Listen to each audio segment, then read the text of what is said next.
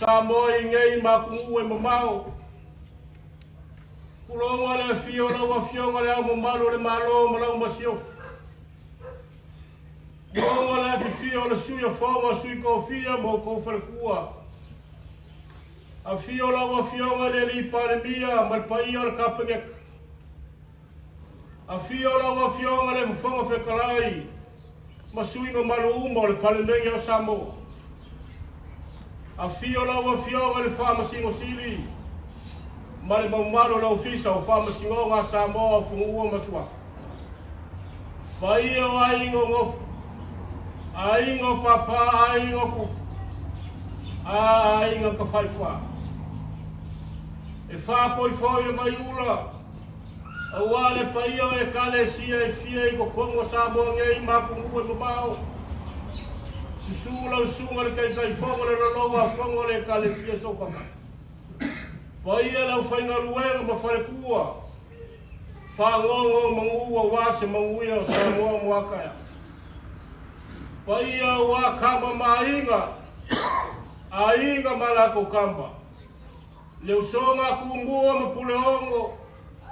Iku wau malakau ainga le kai malawao fonki. Ele fangalo inga foia fia siongo wau.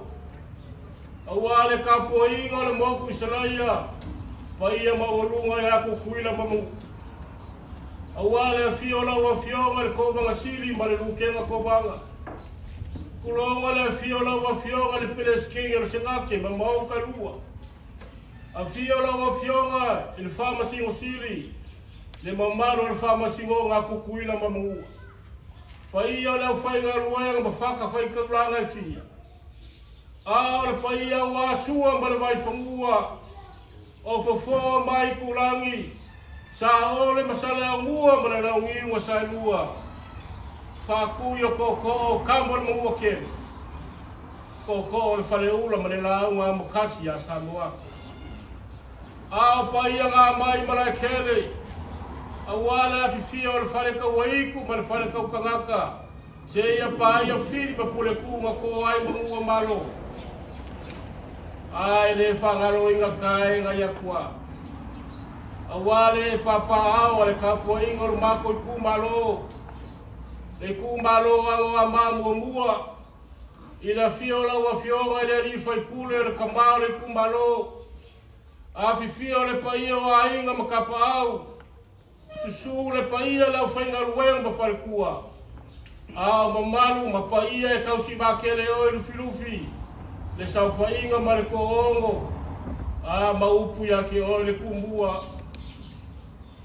Le so. E yo le kaofi o lufi male kuma lore ngei.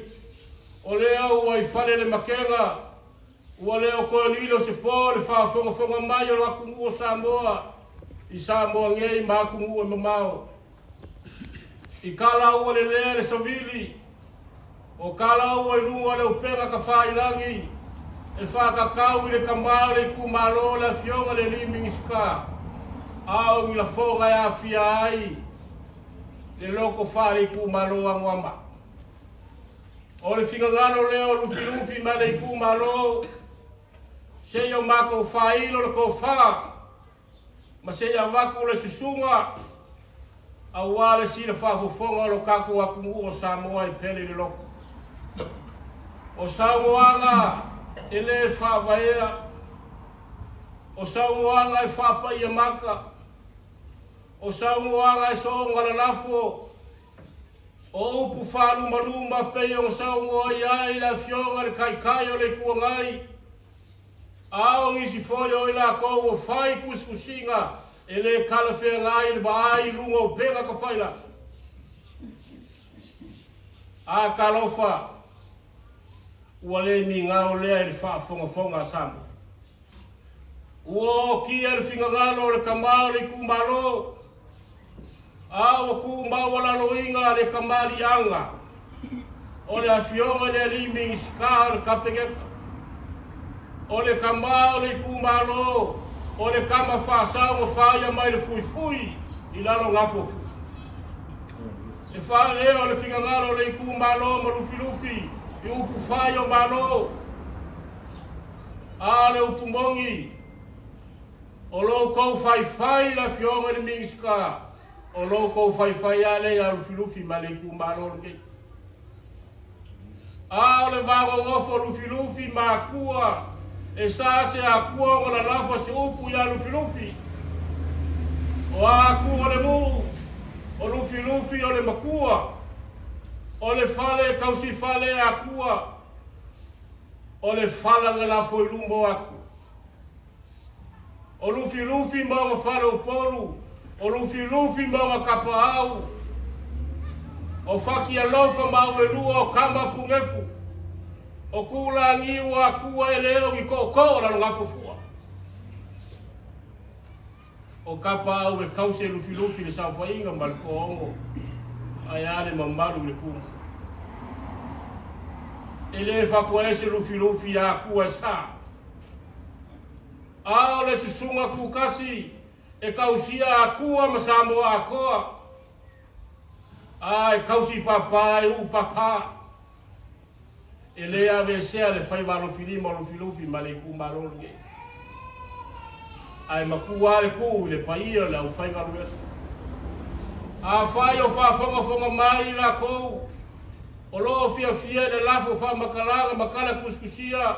Le kualalo lufi. Ko sa sale ko fa. Mawai le vangofo. E lua upo e fai a lufi maliku malonge. A fai wa fia au le amio. Oi la longa fofua. E au mai ai a kou amio. O le kangaka e fai a lufi. A le savali le ala e ora fua. O le kai le lei. E o fanga iai mangu fenelei. O le kai le lei. O lalo sa iai maloa e le fau malo. Ala ua fionga le li palemia. Male paia maulungo le kapengeka malfainga malo. Lau susunga le lauri le mali e koa. O le ka masaku pua masamali e koa e kausi o le falkon. Ao mai lo kanga ngofo fa akua. O e lava o le akua au liuli. O lau ko fao le ingoa makua iuli. O le ko la lunga fofua. O e le makua o la inga sa whengungu i wau. E kausi a inga malori. Wa fa malo le fai o le faiwa. Wa fa malo le pale. E le kauselu aku lufi maleiku malo yo ko faiwa magaia. Wa ka oko le aka o kaulelei. Ua kingo mai lau kou kau kinga mo Samoa. A wase manguia o Samoa ngei ma kungu baba. Ai ale so. Lau a fionga le lauri el male koa. E le AVC le lango lufi. Male ku malo le ngei. E lango lufi ngau fai ngā malo. A ua umala kako fai poiponga. Wa uma le fai poiponga le fai ngā malo ma lufi male ku malo ngei.